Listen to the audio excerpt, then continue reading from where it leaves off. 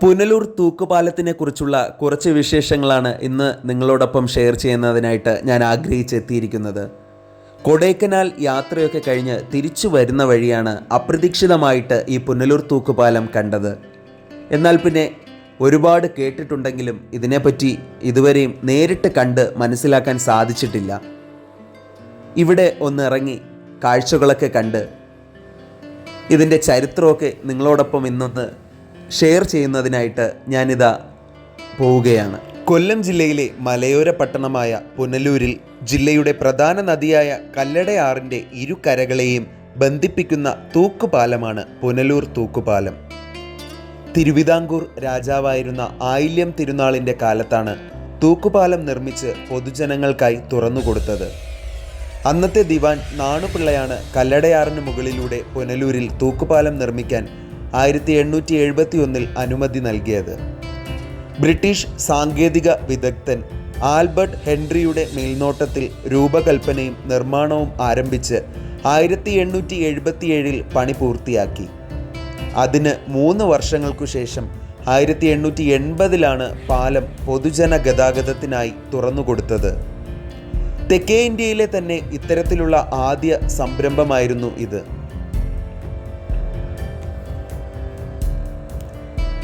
തിരുവിതാംകൂർ രാജാവായിരുന്ന ആയില്യം തിരുനാൾ രാമവർമ്മയുടെ കാലത്താണ് പുനലൂരിൽ തൂക്കുപാലത്തിനുള്ള ആശയവും ഉടലെടുത്തത്.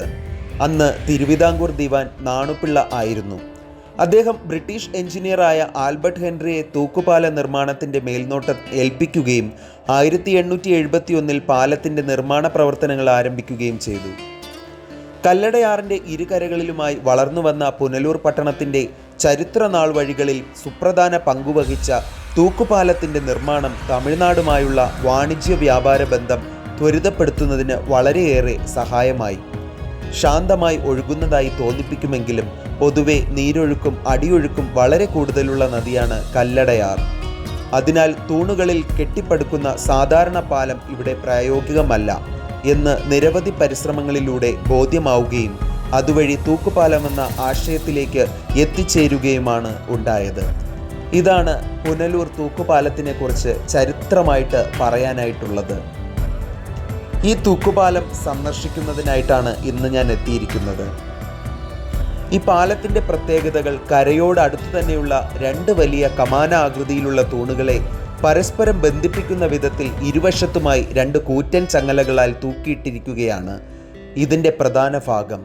ഈ ചങ്ങലകൾ പൂർണ്ണമായും കരഭാഗത്ത് സ്ഥാപിച്ചിരിക്കുന്ന 4 കിണറുകൾക്കുള്ളിൽ ഇറക്കി ശക്തിപ്പെടുത്തുകയും ഒപ്പം മധ്യഭാഗത്തെ കരഭാഗവുമായി സമാന രീതിയിൽ ബന്ധിപ്പിക്കുകയും ചെയ്തിരിക്കുന്നു. ചങ്ങലയിൽ തൂക്കിയിട്ടിരിക്കുന്ന ഇരുമ്പ് ചട്ടക്കൂടുകൾ ഉറപ്പിച്ച തമ്പകം പാളങ്ങൾ കൊണ്ടുള്ള പ്ലാറ്റ്ഫോമിലൂടെയായിരുന്നു വാഹന ഗതാഗതം ഉൾപ്പെടെ സാധ്യമായിരുന്നത് എന്നത് കൗതുകകരം തന്നെയാണ്. 20 അടിയോളം വീതിയും 400 അടിയോളം നീളവുമുള്ള തൂക്കുപാലത്തിലൂടെ തമിഴ്നാട്ടിൽ നിന്നുമുള്ള കച്ചവട സംഘങ്ങൾ നിരവധി വന്നുപോയി. മിക്കവരും തിരികെ പോകാതെ പുനലൂരും പരിസര പ്രദേശങ്ങളിലും തമ്പടിക്കുകയും നിലവിലുണ്ടായിരുന്ന തമിഴ് ചുവയുള്ള സംസ്കാരം കൂടുതൽ ബലപ്പെടുകയും ചെയ്തു.